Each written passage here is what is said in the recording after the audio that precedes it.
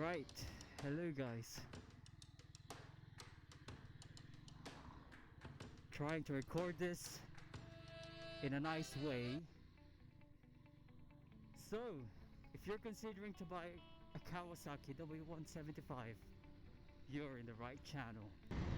In this video, we will have the long-term review, an owner's review regarding this commuter bike, okay? So I'm gonna divide this simple review for you to understand and for you to have a basis before you buy this kind of motorcycle, or if you're ever considering to buy one. The looks, design, and comfort. So that's an umbrella, okay?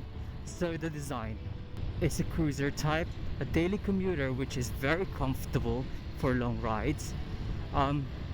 It's a classic one. It's a stunner. The beauty, the elegant look is in there. A rounded headlamp. It's a bulb type, mind you. A rounded signal lights, which are in there. Rounded side mirrors to have that classic design. Both rounded panels at the back, and we have got this instrument panel which is very simple, very utilitarian, and around, which accentuates the whole design of the bike. Okay, so what's in the instrument panel, if you ask? So we've got a speedometer in here, odometer, and the trip meter. That's it, and a very subtle and beautiful W design in there. Okay, that's it off. So that's just it. And then we've got the high beam and low beam. Oh no, I mean, if you're on a high beam, the blue one lights up. As you can see, there is no passing switch in this one, but all in all, I can tell you, the looks, the quality is very premium. The tank and the paint job as well is very premium. So overall, under the looks and the comfortability of this bike, this is not mediocre. It's sitting beyond good and very good. Okay, of course this is a cruiser.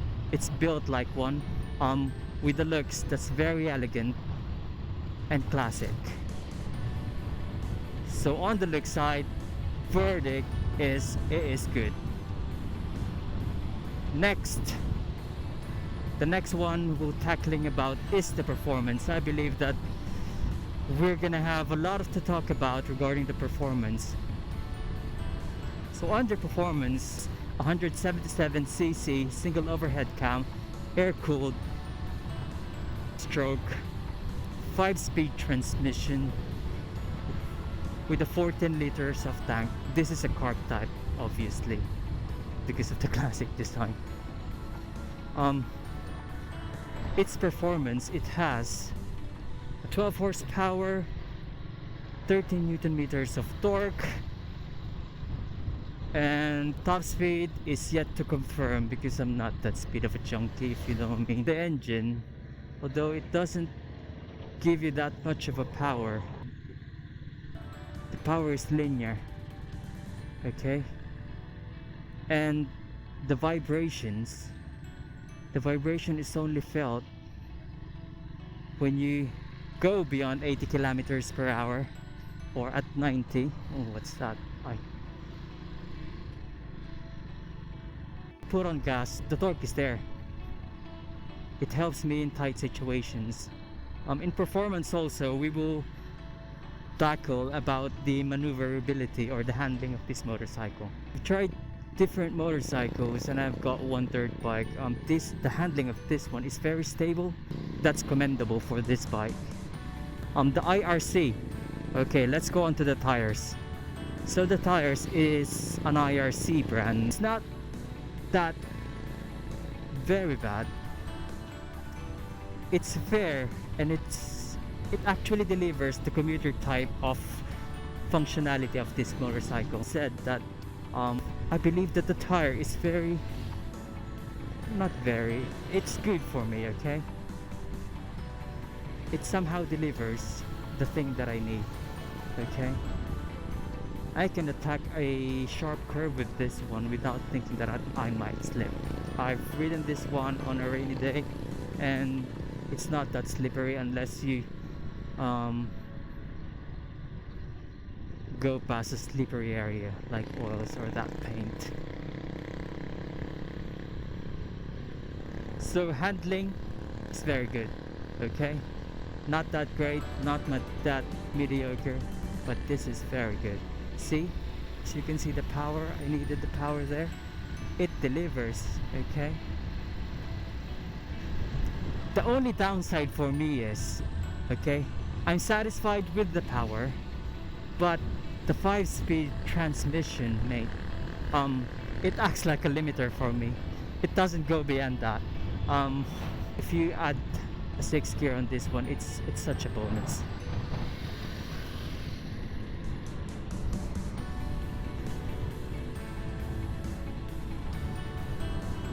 Are we still recording? Yes, we are. Yes, we are. So performance.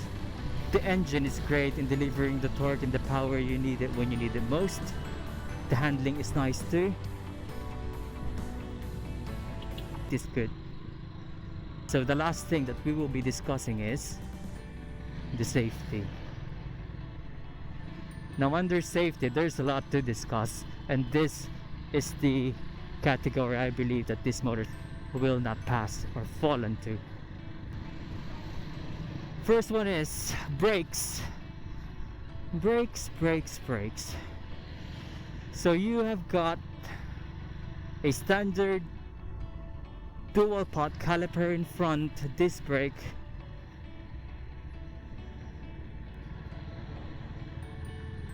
without ABS.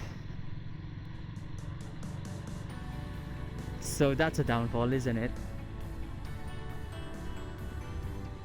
I mean, there's no discussion regarding that one.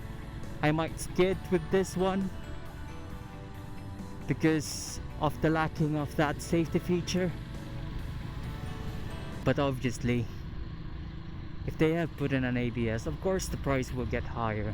But with this price point, I just wish that they have included it for the safety of the riders as well. Next, on the stopping power, still the rear one. This is laughable though. The rear one is a classic drum brake. So I highly suggest that you watch your speed and you have got a good skill in braking. Brakes, mediocre, okay, not very good. The horn is not that loud. Again, a mediocre for safety. They could, okay. Next one on safety is side stand safety feature.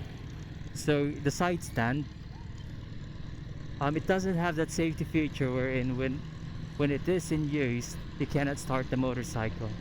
I mean, it is a trend, but why can't they just put this in all the motorcycles just to make sure that whenever they ride, they don't leave the stand down? Obviously, you need to get a habit in looking down or in checking every now and then if the stand is down to avoid crashes or injury, okay? The suspension is a bit on a stiff side, so when you're doing corner, like, you have a very stable cornering ability when riding this motorcycle. And as you can see, I've got a wide handlebar. The maneuverability of this one is actually great, but the turning radius is limited, so you have to be careful, okay? Another one is that this motorcycle is lacking, so let's just go on to the negative ones or the lacking ones. It doesn't have any fuel gauge. If you start to misfire, you know that you need to fill your tank up. Speaking of that, which the fuel consumption. So the fuel consumption that I have had on this motorcycle is at around 35 to 37 kilometers per liter, and that's a no joke. So if you want to save more fuel, you have to drive more economical. Under the three categories that I've discussed, we've got number one, performance. Number two is, number one is looks or design. Number two is the performance, and number three is the safety. Passed around 2 out of 3. But mind you that the one it lacked on, the safety, is one of the most important thing in buying a motorcycle, guys. So again, it lacks safety features, guys. But on the performance and on the looks, there's no doubt that it delivers. So if you're considering this motorcycle, please consider my suggestions or consider this owner's review